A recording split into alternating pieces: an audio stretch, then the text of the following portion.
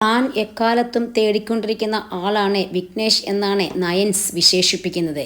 തൻ്റെ ഹൃദയവും ആത്മാവും തേടിക്കൊണ്ടിരുന്നത് അവനെപ്പോലെ ഒരാളെയായിരുന്നു.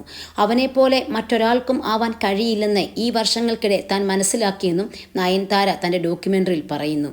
ഞാനും റൗഡി താൻ സിനിമയിൽ നയൻതാരയുടെ ഇടപെടൽ തൻ്റെ ആത്മവിശ്വാസം എങ്ങനെ വർദ്ധിപ്പിച്ചെന്ന് വിഘ്നേഷ് ശിവൻ തന്നെ ഡോക്യുമെൻ്ററിയിൽ പറയുന്നുണ്ട്.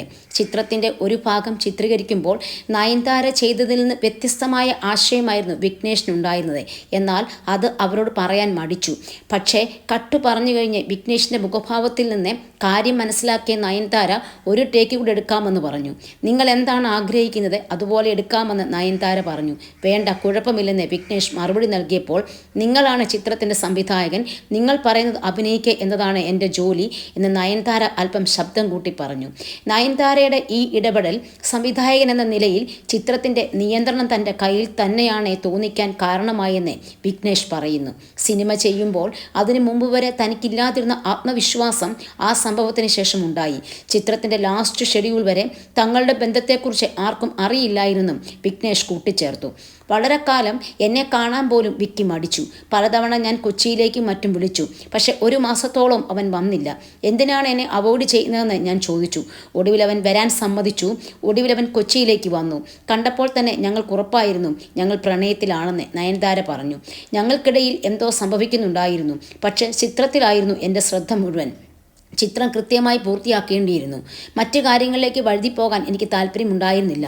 എന്തെങ്കിലും തെറ്റ് സംഭവിച്ചാൽ അത് ചിത്രത്തെ ബാധിക്കും എന്ന ഭയം എനിക്കുണ്ടായിരുന്നു, വിഘ്നേഷ് പറഞ്ഞു. വിഘ്നേഷിനെ മരുമകനായി ലഭിച്ചതിനെക്കുറിച്ച് നയൻതാരയുടെ അമ്മ പറയുന്നത് ഇങ്ങനെയാണ്: മകളെ പൊന്നുപോലെ നോക്കുന്ന ഒരു പയ്യനെ കിട്ടണേ എന്ന് ഞാൻ ഒത്തിരി പ്രാർത്ഥിച്ചിട്ടുണ്ട്.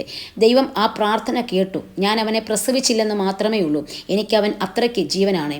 അമ്മയെപ്പോലെ എന്നെ നോക്കുന്ന മറ്റൊരാളുമില്ലെന്ന് ഞാൻ പറയാറുണ്ടായിരുന്നു. എന്നാൽ ഇപ്പോൾ എനിക്ക് ആത്മവിശ്വാസത്തോടെ പറയാം, ലോകത്തെ മറ്റാരേക്കാളും എന്നെ അവൻ നോക്കും. അമ്മ പോലും അത് പറയും. ചിലപ്പോൾ എനിക്ക് കുറ്റബോധം തോന്നും. ഞാൻ അവൻ്റെ ജീവിതത്തിലേക്ക് വന്നില്ലായിരുന്നെങ്കിൽ അവൻ്റെ ജീവിതം കുറച്ചുകൂടെ എളുപ്പവും ചിലപ്പോൾ സന്തോഷകരവും മികച്ചതുമാവുമായിരുന്നുവെന്ന് നയൻതാര പറഞ്ഞു. പക്ഷേ ഇത് വിഘ്നേഷ് നിഷേധിച്ചു.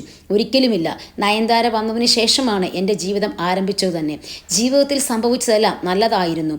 ഇരുട്ട് മൂടിക്കിടക്കുന്ന ജീവിതത്തിൽ പെട്ടെന്ന് വന്നൊരു സൂര്യോദയം പോലെ എൻ്റെ ജീവിതത്തിലേക്ക് വന്ന് എല്ലാ പ്രകാശമാനവും മനോഹരമാക്കി, വികാരഭരിതനായി വിഘ്നേഷ് പറഞ്ഞു.